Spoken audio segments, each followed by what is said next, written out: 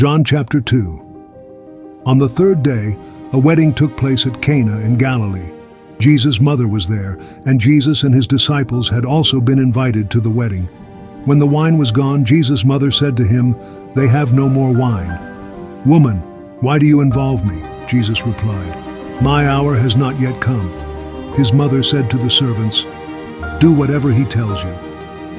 Nearby stood 6 stone water jars, the kind used by the Jews for ceremonial washing, each holding from 20 to 30 gallons. Jesus said to the servants, "Fill the jars with water," so they filled them to the brim. Then he told them, "Now draw some out and take it to the master of the banquet."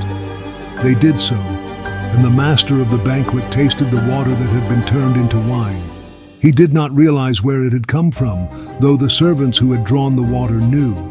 Then he called the bridegroom aside and said, "Everyone brings out the choice wine first, and then the cheaper wine after the guests have had too much to drink.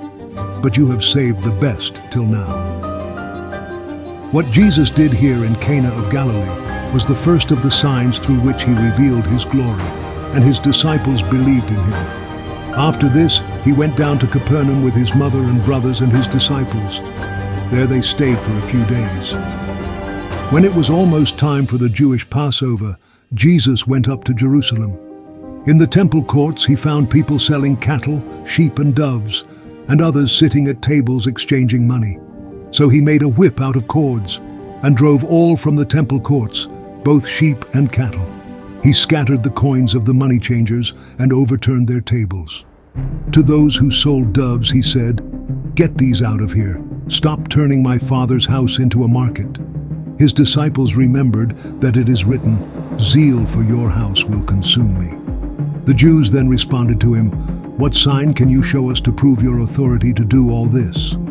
Jesus answered them, "Destroy this temple, and I will raise it again in 3 days." They replied, "It has taken 46 years to build this temple, and you are going to raise it in 3 days?" But the temple he had spoken of was his body. After he was raised from the dead, his disciples recalled what he had said. Then they believed the scripture and the words that Jesus had spoken. Now, while he was in Jerusalem at the Passover festival, many people saw the signs he was performing and believed in his name. But Jesus would not entrust himself to them, for he knew all people. He did not need any testimony about mankind, for he knew what was in each person.